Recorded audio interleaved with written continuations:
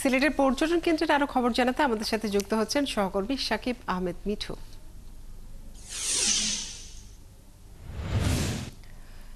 মিঠু, এখন পর্যন্ত কত শতাংশ হোটেলে বুকিং হয়েছে? পর্যটকদের যাতায়াত সহজ করতে প্রশাসন কোনো ধরনের উদ্যোগ নিয়েছে কিনা জানাবেন।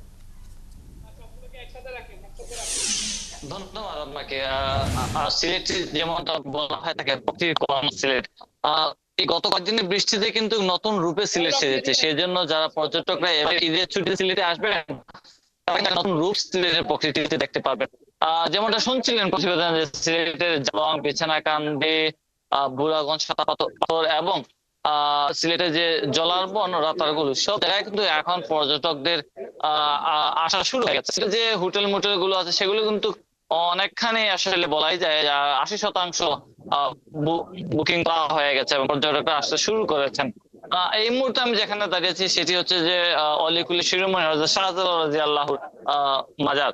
আর যেটা পর্যটকরা দেশের নানা প্রান্ত থেকে যখন সিলেটে আসেন তারা কিন্তু দুটি মাজার প্রথমে জিয়ারত করে, একটি হচ্ছে শাহজালাল রাদিয়াল্লাহু মাজার আর একটি হচ্ছে শাহপরানের মাজার। এই দুটি মাজার জিয়ারতের মাধ্যমে কিন্তু পর্যটকরা তাদের যে সিলেট ভ্রমণ সেটি শুরু করেন। আমরা সিলেটের নিরাপত্তা, পর্যটকদের নিরাপত্তা বিষয়ে আমরা বিভিন্ন আইন শৃঙ্খলা বাহিনীদের সাথে কথা বলেছি। বিজিবি, পুলিশ, সীমান্তবর্তী এলাকায় বিজিবি মোতায়েন থাকে এবং জেলা পুলিশও থাকে। এছাড়াও সিলেট সিটি কর্পোরেশন, মেট্রোপলিটন পুলিশের সাথেও আমরা কথা বলছি। তারা বলছেন যে এবারে ছুটিতে, ঈদের ছুটিতে যে পর্যটকরা সিলেটে আসবেন তাদের সম্পূর্ণ নিরাপত্তা দিতে কিন্তু তারা প্রস্তুত আছেন। সাদা পোশাক ধরে, পোশাক ধরে পুলিশ সব জায়গায় মোতায়েন থাকবেন।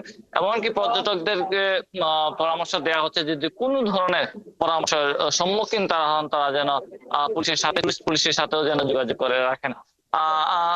এছাড়াও আপনাদেরকে জানিয়ে রাখি, সিলেটের যে কয়েকটি পর্যটন কেন্দ্র আছে সবগুলোতেই কিন্তু এই মুহূর্তে যাতায়াত ব্যবস্থার জন্য কিন্তু শুধুমাত্র বিছনাকান্দি ছাড়া জাফলং এবং লালাখাল, সাদাপাথর রাস্তায় এখন কিন্তু অনেকটা ভালো আছে। সেই ক্ষেত্রে বলা যায় কিছু জায়গায় আসলে পর্যটকের যাতায়াতটা অনেকটা সুগম হবে।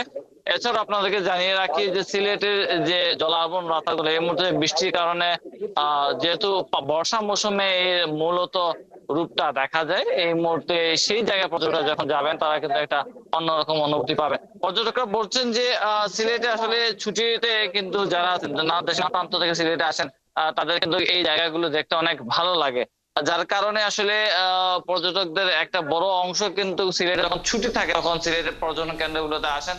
এবং জাফলং এ আমরা দেখেছি যে মায়াবী ঝর্ণা, সেই মায়াবী ঝর্ণা এখন পর্যটকদের ভিড় শুরু হয়ে গেছে।